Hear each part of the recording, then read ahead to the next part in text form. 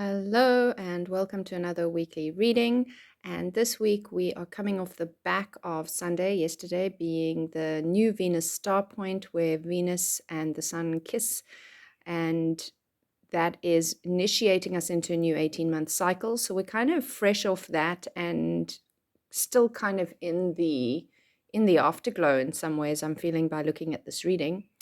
And then we also have Wednesday's new moon in Leo, which is also very tightly square Uranus. So I would say expect some shocking revelations. And because it's a new moon in Leo, you might say revelations of the heart, shocking shifts in maybe something suddenly is revealed that clears up all the confusion. And that could go for better or worse, really. But a square is usually a little bit of a challenging aspect. So it might not feel great at first, but then quite quickly flow into something that feels positive.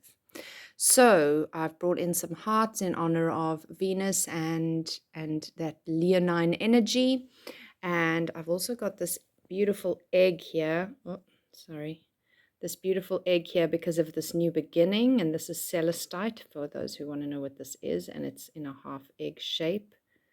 You can see. So we've got this new beginning, breaking out of that shell ourselves. You know that lovely saying, if an egg is broken from the outside, life ends. If it's broken from the inside, life begins. So really tap into, I'm breaking out of my shell, not being broken into. And then an oil that I've been working with all last week, courtesy of Venus, who has been bossing me around, as I've mentioned before, is in the nicest way, Venus, thank you, is smart and sassy, which is really the energy that Venus will transform into, particularly as she is reborn shortly as Morning Star. She's a lot more sort of smart and sassy when she comes out there. So let's pick a number between 1 and 4 and pop into our weekly reading. Okay.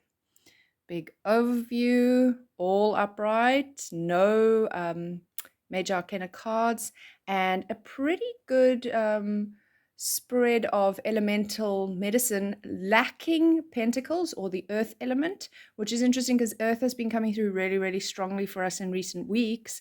So now we have a bit of a reprieve from the heaviness of the earth and bringing in focus into the other elements.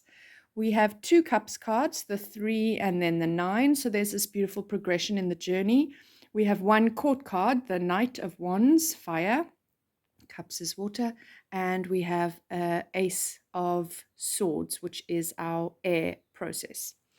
So we start with the 3 of Cups, and I love this card. It is a really beautiful card that speaks to community and friendship, and because it's water, it's cups, it brings in that emotional aspect of the element, the reflectiveness. And remember, of course, Venus is very much about relationships. She's in retrograde. She's about reflecting. So it's reflect on those friendships, those connections, those groups that are valuable to you. So if you've been in a book club that you have been not enjoying for a million years, maybe it's time to get out of the book club. Whereas if you have been in a book club for a million years that is so soul fueling for you, then that's the thing you hang on to. So you look at where are the spaces in my life, which friendships are really valuable, are really good for me, which groups are really good for me, and you really allow yourself space to lean into those, and also to edit and recognize what aren't, because we are moving towards the Virgo energy. There's already Mars and Mercury in Virgo, and Mercury is going to retrograde in Virgo, and Virgo is the great editor. So while we have Venus reflective in her retrograde process, it's a good idea to harness Mercury and Mars's editing strength. And once reevaluating, this is good for me, this or isn't good for me, then edit certain things from your life. Now, it depends. If you're somebody with strong fixed sign energy, as I know I am, then it can be kind of hard to let go. It can be hard to edit. But that's also when you can say, if you know yourself to be that way, then recognize that this is an opportunity where it may be easier than at other times for you, and harness that particular flavored wind in your sails and get editing while you can. So get your spring cleaning done.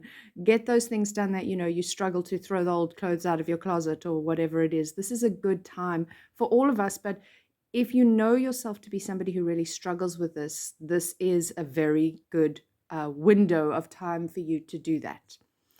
Then we have the Knight of Wands, and knights are kind of like a younger, not too young, but certainly not the older, wiser energy of the element. So this isn't like a wise king or queen of wands. This is quite young, fun, playful, feisty, and this is passion, the sign of the element of fire. So wands are fire, which means that we are again harnessing that energy of the Leo, where we say, okay, I've got to enjoy myself. I've got to have a little fun, which comes back to the Three of Cups. If I'm in this community, let's say there's something that you do because of your conscience for community reasons and you hate it. Is there not something you do for your conscience that you also love? Because when we bring pleasure to things, it makes them better. It makes the work we do there better. It makes the energy we give off better. It makes the energy that ripples out into the world better. And so don't just take things on just with a sense of duty. And actually, as I'm saying this, I'm recognizing that's another reason we have no Earth in this week's reading, because Earth can be quite duty bound. And I mean, Virgo, we have planets in Virgo, so we have our Earth coming into play in other spaces. But I think that the message here, as Venus and the Sun are now moving in opposite directions from each other, they were moving towards each other while the Sun was coming towards Venus and Venus was moving back towards the Sun. Now they've had a kiss and she's continuing backwards and he's continuing forward. And as they go in these opposite directions, it's a really good opportunity for us to go, okay, if it doesn't bring me joy, even if it's a good thing that I'm doing, is it worth doing? And I don't just need to do something out of a sense of being duty bound or an expectation. I mean, we should all be doing something good in our community, something good for our friends. Like doing service for others is a wonderful thing to do. But where can we find the pleasure and joy in that? If you love going to your local animal shelter and looking after the animals there, and you walk away with a good feeling because you've connected to animals, that's a great thing to do. If you're doing something that you absolutely hate, it's not good for you and it's not really good for the cause. So I think the message that's coming through for me right now is that we need to be more energy aware and energetically conscious. I think we're all needing to lift our consciousness towards energy, because doing the right thing for the wrong reasons or doing the right thing with the wrong feeling, energy feeling, is not actually service. So that is a strong message that's coming through for me right now, is that we all need to pay attention to what energy do I get from doing this? Because even when we give, we get. And we should be getting good vibes from doing good work. And if we're not, then we're not really doing the cause any good. I hope that's making sense, because that's coming through pretty clearly from the channeling messages moving through. So again, editing what isn't serving, but do lean into community, check in with the feelings, cups, check in with where I'm passionate, what's fun, what's playful. And then the Nine of Cups is such a joyous, materializing kind of card, even though it's materializing that emotional wealth and wonder and joy and love and pleasure. But of course, to get to the Nine of Cups, we must realize that we've gone into the depths. I mean, even in this card, you can see she's like at the bottom of the ocean with the treasure chest, and now she can float her way up, and she has received this kind of opulent wealth. But it's by going deep. It's kind of like a bit of an underworld journey, which is in fact what Venus is doing in her retrograde process. It's like go deep, go into the places you were terrified to go, and realize what you need to surrender, release, edit. And then once you've done that, allow yourself to float up with love, with joy, with hope, with all things wondrous. And you can see how wonderfully yellow this card is, golden and full of positivity and abundance. And again, because we had the Three of Cups followed by the Nine of Cups, we can also see here that there is this progressive journey, Cups journey, that we are showing at the moment, this beautiful emotional growth. And a part of that will be coming from the fact that we are daring to go deeper, which is what a retrograde process makes us do. It pushes us into getting deeper and more reflective on uncomfortable things we may generally in our busy lives, which we try to keep ourselves so busy in order not to have to do that. But in actuality, we do have to do that.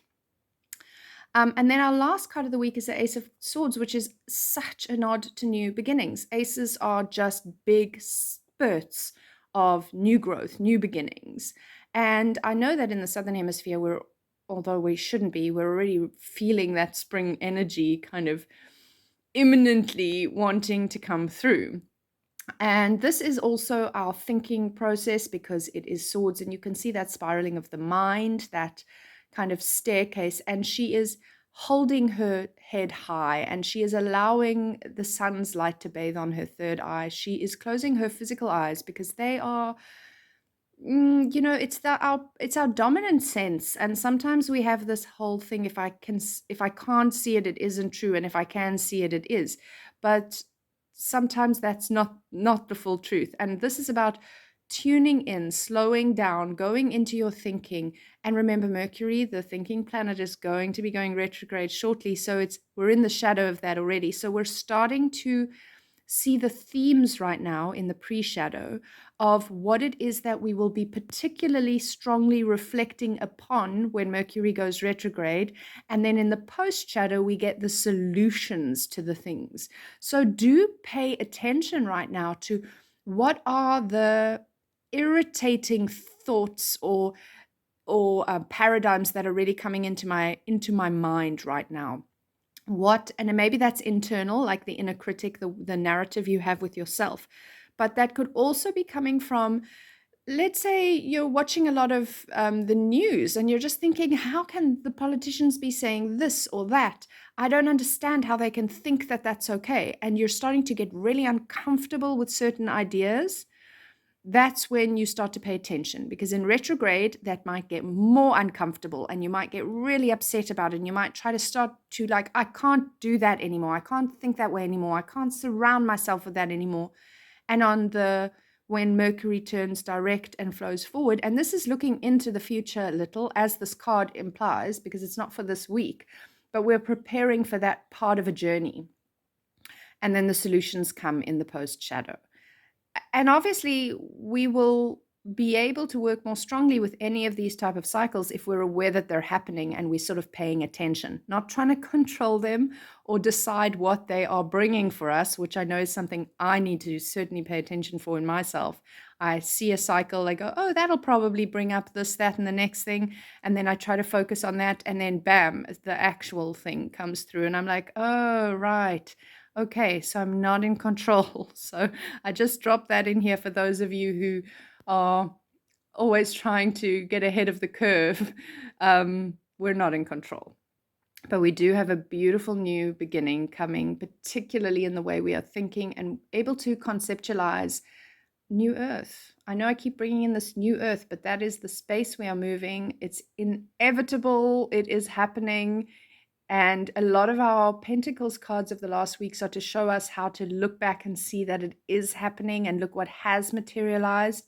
This week, I would say that the primary energy is more on feeling, tuning into your feelings, your passions, your love, your joy, and using that to build your way forward. Using that to think about a way that you can live your best life and be the best person you can be in your community and in your family, and of course yourself. I heard the wonderful astrologer Gemini Brett saying, especially of the fixed signs, because we have a Leo new moon coming up and Leo energy, and he was like, fix yourself to fix the world. And I think that is a message, not in those words, but that I have been saying and saying and saying and saying, and the way he said it was just so beautiful. Fix yourself to fix the world. And on that note, I'm going to end for the week. Thank you so much for watching, and get in touch for personal readings or anything else that I have to offer.